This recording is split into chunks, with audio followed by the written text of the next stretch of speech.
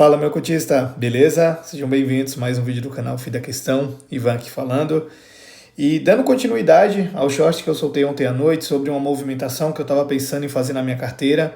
Fiz essa movimentação, tô falando aqui com vocês agora, tô gravando esse vídeo agora 1h30 da tarde. Ele vai sair no final do dia aí para vocês, às 18h30, tá?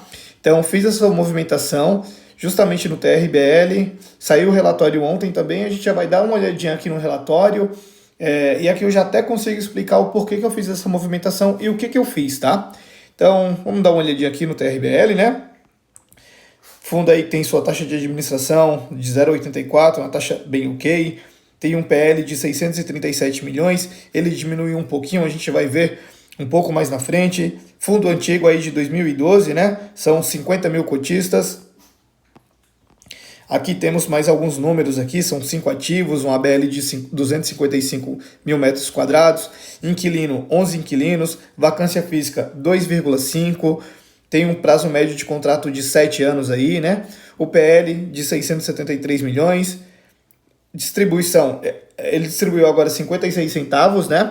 O que dá um yield anualizado de 11,2 e tem negociado aí 420 mil em média por dia, né? Então, vamos dar uma olhadinha aqui como que está a mercado, sendo negociada a 59,13. Aqui já vamos para alguns destaques aqui, né? E aí eu vou explicando para vocês o porquê que eu fiz a movimentação, né? Então, em junho, no fundo teve um resultado operacional aí de 40 centavos, o que levou a um resultado de 27 centavos. Como todo mundo já sabe, né? O Correios não está pagando, ele está lá ainda, não está pagando. Então, por isso que o resultado está vindo bem baixo nesses últimos meses aí, né? Distribuição de dividendos entregou aí os 56 centavos por cota, né? Em relação a reajuste contratual, em junho, foi encerrado o desconto do aluguel da Cromos, que é locatária do One Park, e aplicado um reajuste anual da locação, né? Teve um aumento de cerca de 18% na alocação mensal do inquilino, contribuindo aí positivamente com 7 centavos por cota nos próximos 12 meses. Aqui em relação já à reavaliação do ativo que eles fizeram lá de Contagem, né? Justamente o que o Correios está, tiveram algumas novidades aí, né? Então, ele fez uma reavaliação extraordinária aí, lá do Centro Logístico de Contagem, após o locatário Correios, né, formalizar a intenção de rescindir o contrato de forma unilateral. Ou seja, ele está saindo e não quer pagar nada, né? A medida teve como objetivo refletir o novo contexto do imóvel e garantir transparência ao mercado. Então, assim, gostei que eles trouxeram isso aqui pra gente, né? Assim, o mercado caiu matando quando o Correios alegou o problema e até então ninguém sabia de nada, não saiu nenhum fato relevante para explicar o que estava acontecendo no galpão. Foi tipo assim, a bomba explodiu e aí a gestão veio para conversar com os cotistas, já falando, ó, a bomba explodiu, a gente vai fazer alguma coisa aqui. Aqui pelo menos eles já estão se antecipando ali, fazendo algumas coisinhas, né? Trazendo alguns comunicados pra gente. Então, continuando aqui. Como resultado disso, né? Houve uma redução de 8,4% no PL do fundo. Então, aqui a gente está vendo que o PL dele é 673 milhões. No mês passado, se eu não me engano, estava 730. Acho que era isso, 730. Então, teve uma queda de 8,4%, né? Aí ele fala que a reavaliação considerou a interrupção dos aluguéis até agosto, que é a data prevista para a saída do Correios, né? E uma recuperação gradual do imóvel em até 12 meses, com valores cerca de 30% inferiores ao atual. Então, assim, nessa projeção deles, eles estão fazendo uma projeção bem pé no chão mesmo, muito pé no chão. Eu diria que até bem, como que eu posso dizer? Me fugiu a palavra, mas assim, bem pé no chão. Por quê? Porque eu imagino que esse galpão, ele é um galpão gigantesco, né? Metade da receita do fundo vinha através desse galpão. Então, assim, eu imagino que esse galpão, ele não vai demorar esses 12 meses para ser alugado. Ele vai alugar rápido. E em relação ao valor dele, ele colocou 30% inferior ao valor atual, né? Só que eu acho que, assim, no mínimo ele consegue pegar a mesma coisa, a não ser que o galpão esteja horrível, que vá cair, que está condenado a alguma coisa assim, né? Eu imagino que não, porque senão a Defesa Civil não iria liberar, né? Mas assim, acaba ficando a mancha na história, então quem for ali alugar vai querer debater preço, pode até conseguir algum desconto, alguma coisa ali, mas eu acho que 30% é muita coisa. Então, assim, eles estão sendo bem pé no chão. Eu acredito que isso aqui vai ser resolvido rápido, não vai durar esses 12 meses. E o valor que eles vão alugar vai ser um pouquinho acima disso do que eles estão projetando, né? Logo, tem um certo ganho aí, né, para quem entra com esses números aí, né, que eles estão colocando. Então, seguindo aqui, em relação às obras, né? O que tinha de obras de caráter emergencial, definitiva, já foram 100% concluídas. Ainda está rolando mais algumas obras, né? Mas é somente de acabamentos. Então, assim, nada que impeça a utilização do galpão, né? Aí, continuando aqui, né? Sobre a ocupação do imóvel, né? E em relação com Correios, conforme indicado pelos Correios, deverá ocorrer a saída e entrega das chaves do empreendimento no dia 18/8.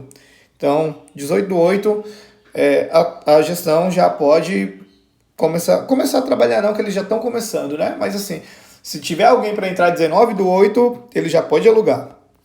Então ele fala aqui do Correios, né? Atualmente o locatário segue em posse do imóvel, com controle da portaria e equipamentos sendo desmontados no interior do galpão. E aí ele fala, né, que um eventual despejo poderia gerar, em nossa avaliação, responsabilidade adicional ao fundo quanto à guarda desses materiais. Então, eles estão fazendo isso, que assim, eles querem seguir certinho, como se o Correios ainda tivesse em contrato, para ali na hora da justiça, eles vão para a justiça para alegar quebra de contrato, eles vão querer receber multa, enfim, muitas coisas, né? Correios também vai alegar várias coisas, mas assim, pelo menos aqui eles estão seguindo todos os trâmites certinho, como se ele estivesse pagando, se tivesse tudo certinho, para não ter o que o Correios fala, mas ele me expulsou do galpão, eu perdi equipamento porque ele pegou as chaves e não deixou eu entrar lá. Então assim, ele está seguindo todo o cronograma certinho ali, para ele não ter nenhum problema, nada que o Correios possa apontar na hora do julgamento, né? Então ele continua aqui falando, né, que o fundo está cobrando os aluguéis, que como o Correios não está pagando, está sendo classificado como inadimplência, né?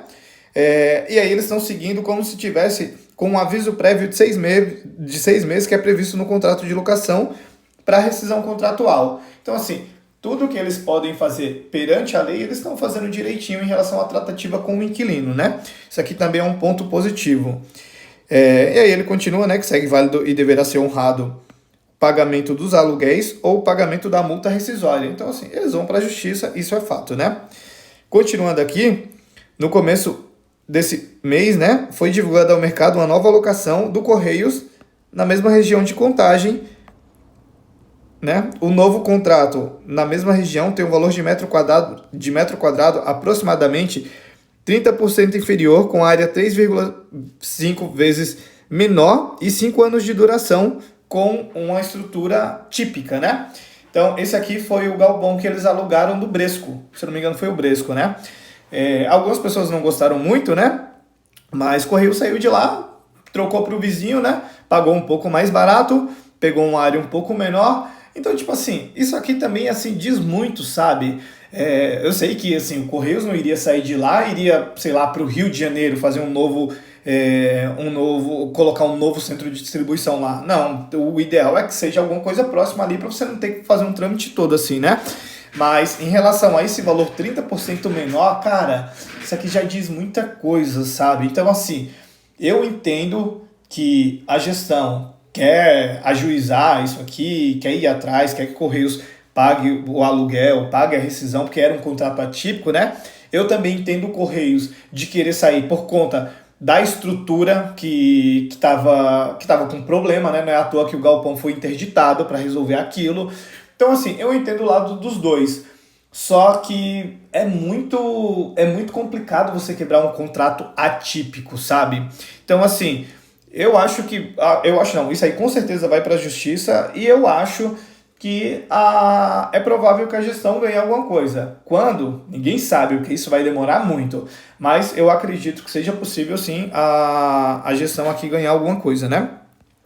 Então, seguindo aqui, né, essa nova alocação firmada pelo Correios reforça a tese que houve uma manobra, né, para viabilizar a rescisão unilateral e injustificada do contrato, mantido com os fundos, com o fundo sem o pagamento devido de multa. Então, assim, basicamente o que eu falei aqui, né? Tudo que ele destacou aqui é toda essa questão aqui que eu acabei de falar para vocês, né? Então, ele fala que a gestora e a administradora seguirão de forma firme em busca de garantia de preservação dos direitos do fundo e dos seus cotistas. Então, eles vão até a última, né? Em relação à multa rescisória e perspectivas, né? A equipe de gestão já iniciou esforços comerciais para reocupação do ativo, né? Que é um ativo AAA e está inserido em um mercado de baixíssima vacância e alta demanda de locação. Então, antes de gravar esse vídeo aqui, eu até estava dando uma olhadinha no relatório da Colliers sobre o mercado logístico, né? Aí esse relatório é do primeiro trimestre de 2025, então assim, tá desatualizado, ainda não saiu do segundo trimestre, né? Mas pelo que eu vi, a região ali tem uma baixíssima vacância, né? Ele traz um pouquinho aqui também os detalhes, a gente vai conseguir ver um pouquinho melhor, né? Em paralelo, as ações administrativas e jurídicas seguem em andamento, de modo que o fundo entende que não há razão para rescisão unilateral. Todos os ritos do contrato estão sendo honrados com o objetivo de buscar o recebimento total da multa, seja diretamente com o inquilino ou por esfera judicial. Então, assim, já deixou bem claro que vão até as últimas e ponto. E eu vejo como possível que eles ganharem essa causa. Seguindo aqui agora, sem essa questão do Correios, né? Em relação ao guidance para o próximo semestre, né?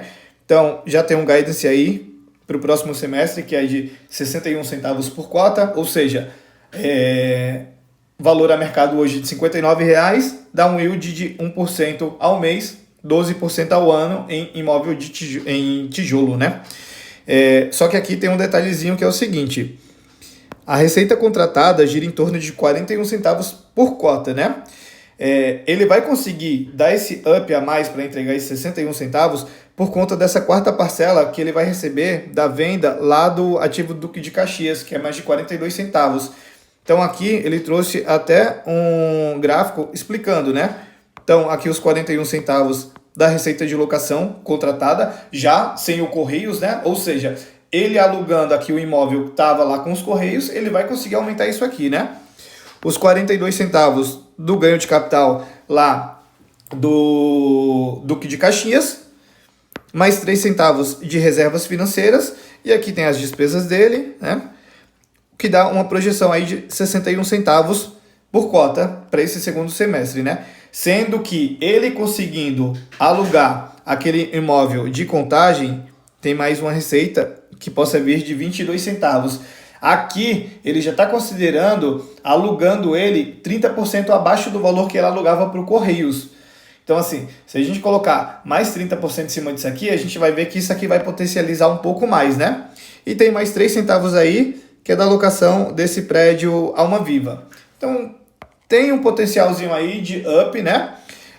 A cota, o valor que eles vão continuar pagando não vai cair durante esse próximo semestre, e eu acredito que ele seja o suficiente, esses 6 meses aí, para encaminhar bem a alocação desse ativo lá em Contagem. Aqui a gente vê o resultado dele, né?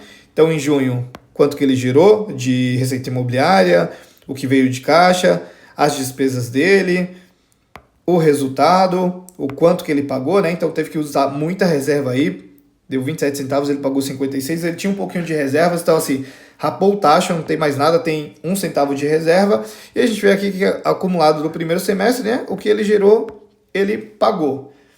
E aqui tem um detalhezinho também do seguinte: como teve esse problema lá no prédio dos Correios, né, ele acabou gastando muito dinheiro com a obra. Então a gente vê aqui, ó, essas outras despesas aqui, a gente vê aqui, ó, em janeiro, meio milhão, aqui foi um pouco menos, aí 2 milhões, quase 2 milhões e meio aí. Aqui ele já diminui um pouco, porque assim, o grosso ali já foi, né? Agora é só mais uma questão de detalhezinhos ali, né? Então, assim, esse valor aqui vai diminuir um pouco. Seria bom também, tudo bem que a taxa de administração aqui é baixa, né? E não tem taxa de performance, mas a gestão poderia até diminuir um pouquinho aqui para, tipo, ó, a gente errou também, a gente vai tirar um pouco aqui do nosso bolso, vocês foram afetados, mas a gente vai tirar um pouco aqui do nosso para tentar equalizar ali um pouco melhor, né? Enfim, continuando aqui, a gente vê dividendo aí dos últimos 12 meses, né? Então, pagando aí 11% ao ano, histórico de distribuição. Então, ó, o problema deu do Correios daqui de setembro para frente. Então, a gente viu, ó, ele estava pagando 85 centavos, chegou em setembro, 62, 62, 62, 62, e dali para frente foi só diminuindo. 62, 62, 58, 58, 58, aí pagou esse de 56, e agora é 0,61, né, até o final do ano. Lembre-se, esse 0,61 é por conta dessa venda que ele fez lá pro Duque de Caxias, né? Então, assim, tem efeito não recorrente, né? Detalhamento do balanço, então, composição patrimonial, né? Já viu aí? Patrimônio de 673 milhões.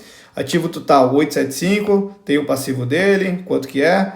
Cota patrimonial 87,08 centavos. O desempenho da cota desde o início do fundo. Então, quando ele iniciou, era um fundo passivo e depois que ele pegou uma gestão ativa, né? Aqui a rentabilidade já quando virou a gestão ativa, né? Que foi Telos e Rio Bravo, que foi em dezembro de 2017. E aí aqui a gente pode até ver o seguinte, ó, de novembro de 12 até, vamos colocar aqui, dezembro de 17, ele sempre estava abaixo aqui, cadê? Do CDI, e às vezes até abaixo do IFIX. Quando eles assumiram aqui, a gente vê ó, que eles sempre ficaram acima, sempre acima. E aqui quando deu problema do Correios, né, que ele acabou caindo. Então assim, eu vejo como um bom potencial aqui para ele fazer esse giro de novo ali, né. A liquidez a gente já viu ali, né, lá em cima. O patrimônio do fundo, como que tá? Tem um galpão, 3 ativos em São Paulo, está com praticamente 100% de ocupação. O de Minas, que é o de Contagem, ele coloca 100% de ocupação, que ainda ele considera que o Correios está tudo certinho ali, né? Mas logo vai ficar 100% vago. E na Bahia ele tem mais um ativo também 100% ocupado. Aqui a gente vê o portfólio dele, né? Então o centro de Contagem aí são 121 mil metros quadrados. A gente vê que representava aí metade da receita contratada, né? Então é um galpão gigantesco.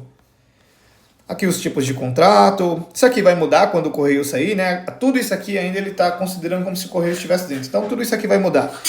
O do Correios era típico, como ele vai sair, isso aqui vai diminuir. Indexador por reajuste era IPCA do Correios também, isso aqui vai diminuir. Diversificação geográfica, aqui já não vai mudar nada, né? Locatários vai mudar, porque o Correios está saindo. Setor de atuação também vai mudar por conta do Correios saindo, né? Portfólio do fundo, aqui a gente vê os contratos, né? Os locatários, até quando vão os contratos e o indexador dele. Então a gente vê aqui o Correios era até setembro de 34, mês de reajuste era sempre novembro, né? E o indexador era IPCA. Então a gente vê aqui no vencimento dos contratos, né? Tem um prazo médio de 7 anos. Isso aqui também vai mudar porque o Correios era o que tinha o maior... Ah, não. Aqui tem 42. Mas tirando isso aqui, o Correios era o que tinha maior prazo. Então vai acabar mudando um pouquinho aqui também, vai se refletir. Mas quando fizer um novo contrato, sendo atípico, isso aqui tende a aumentar até. A vacância, aqui o ponto que eu queria trazer para vocês, que eu dei uma olhadinha lá no relatório, né? Que esse segundo aqui, ó, é a região metropolitana de BH, que é onde o ativo está localizado, né? Então a gente vê aqui do primeiro trimestre de 23 até o segundo trimestre de 25, né? Então a gente vê aqui, ó, esse segundo, ele está aqui na faixa de 5% de vacância, né? Então assim, é uma região que é bastante procurada, quase não tem vacância. Eu até dei uma olhadinha no Google Maps, ali em volta dele tem várias construções de vários galpões, então isso até mostra o potencial ali da área, o quanto a área é procurada, né? Porque tem até muita construção ali de galpão. Então, eu não acredito que ele vai demorar para alugar isso aqui. A alavancagem dele, a gente vê como que tá. A alavancagem foi justamente para aquisição desse galpão, que foi lá em 2002, né? 2022, quer dizer. Taxa de IPCA mais 7,12. Saldo devedor dele, 132 milhões. E a relação da dívida aí é 20% aí de alavancagem, né? E aqui tá um ponto também que eu gostei muito, que a gestão trouxe. O CRI, ele tem como lastro o aluguel do Correios, né? Logo a gente pensa, pô, o Correios deixou de pagar, ele deixou de pagar esse CRI. Pelo contrário. Então o fundo continua honrando com as obrigações e realizando o pagamento de todas as parcelas do CRI, mesmo com a projeção de não recebimento do aluguel do Correios, como descrito acima. Então, assim, ele continuou pagando e ele vai continuar pagando, né? Então, isso aqui é um lado bom também. Obviamente, se ele não deixar de pagar, podem acionar a garantia, provavelmente deve ser o próprio galpão. Não tem o porquê ele deixar de pagar, mas como o Correios está alegando várias coisas, judicialmente eu posso sair, ele também poderia alegar que judicialmente ele pode deixar de pagar, né? Enfim, isso aqui é um ponto positivo também que eu acho, né? Continuando, o fundo ele dispõe de uma reserva financeira sólida, segurando que o pagamento das parcelas mensais até que o imóvel seja novamente locado, né? E aí tem mais um detalhezinho aqui também, que é o seguinte: vale ressaltar que o pagamento principal não tem impacto no resultado do fundo. Então ele acaba saindo do caixa, né? Ele até fala que não tramita na demonstração de resultado, tendo um impacto apenas contábil e de caixa. O que vai para o resultado, para a DRE do fundo, é os juros, né? Então ele fala aqui, o pagamento de juros impacta no resultado do fundo, que vai para a DRE, sendo que os juros mensais projetados, após as carências, têm representação baixa nas receitas recorrentes projetada para o próximo período. Então, assim, bem tranquilo, né? E aqui ele fala um pouquinho sobre as gestoras, né? Que ele é em parceria Telos e Rio Bravo, que traz mais alguns detalhezinhos. Então é isso, pessoal. Antes de finalizar o vídeo, vou explicar para vocês qual foi o movimento que eu fiz, né? Então eu entrei aqui em TRBL. Como eu falei para vocês, estou considerando como um ativo de risco, só que eu imaginei que o risco poderia ser até maior. Então esse relatório me deixou um pouco mais tranquilo, mas não descarto que seja um ativo de risco, tá? É um ativo de risco. Então, eu fiz uma movimentação, entrei nele com um percentual baixo do meu PL e também entrei em Pátria Logístico. Por que eu entrei em Pátria? Bom, TRBL eu entrei por conta da conjunção disso aqui tudo que eu falei, né? Eu vejo que tem um potencial aí de alugar rápido esse imóvel. Eles colocaram um prazo de 12 meses, mas eu acho que aluga mais rápido. Eles colocaram um valor 30% abaixo do valor que estava sendo praticado. Eu acredito que não vai ter tanto esse desconto assim, acredito que pelo menos vão alugar ali no mesmo valor, ou sei lá, 10%, 15% de desconto. Então assim, eu vejo um potencial grande aqui. Eu acredito que a cota também não vai mexer muito por conta dos dividendos que eles vão continuar pagando, lembrando que esses dividendos são por conta de ganho de capital, né? Então é extraordinário, não é recorrente ali. Mas nesses 6 meses eu acredito que seja possível sim alugar a totalidade lá do galpão para voltar com rendimento recorrente próximo ao que ele vai pagar ali, os 60 centavos, né? Então por isso que eu entrei em TRBL. Já no Pátria Logístico foi por conta da possível incorporação ao HGLG, né? Eu já tenho posição em HGLG, também tenho em LVBI. Aí eu acabei entrando em Pátria Logístico. Quando saiu o relatório do HGLG informando, eles falando que não era para essa emissão de 2 bi, não era para aquisição dos 2 portfólios, né? Eu acredito que eles não iriam falar abertamente que era, pode ser só um H da gestão, mas eu imaginei que essa cota ia sofrer mais, que ele saiu lá de 51 para 55 e aí depois deu uma pernada de 55, chegou até a bater 65, 63 e caiu para 60 reais, 59. Então acredito que já está no valor ali ok, uma vez que ele está resolvendo um problema de um locatário grande que vai sair. Então acredito que está no preço justo ali, né? Então acabei entrando nele também. E o que eu fiz? Além disso, eu fiz uma venda. Eu tinha a VCJR, já estava com lucro bom, eu peguei lá um tempinho atrás, né? Por que eu vendi VCJR? Ele é um puro IPCA. E o último rendimento que ele pagou foi o IPCA de abril, se eu não me engano, que foi 0,56. E os próximos, maio e junho, veio 0,26 e 0,24, ou seja, vai cair um pouquinho o rendimento dele. Então o que eu fiz? Eu já saí com ganho de capital e realoquei esse valor. Então uma parte eu entrei em TRBL, uma parte eu entrei em Pátria Logístico e separei um pouquinho aqui para o caixa, né? Para uma reserva de oportunidade. Vou ficar de olho aí, ver se vai se concretizar essa questão da incorporação, e se concretizar, aí talvez eu entre com um pouquinho mais de força no Pátria Logístico. Então assim, é isso pessoal, o vídeo ficou um pouquinho mais longo, mas eu acredito que eu consegui explicar tudo direitinho. Em relação ao relatório, se ficou qualquer dúvida, pode deixar aqui nos comentários, tá? Se gostou, deixa o like, se gostou mais ainda, se inscreve no canal para não perder nada, ativa o sininho, compartilha com os amigos e segue lá no Instagram também, @fidaquistão. E é isso galera, valeu, abraço!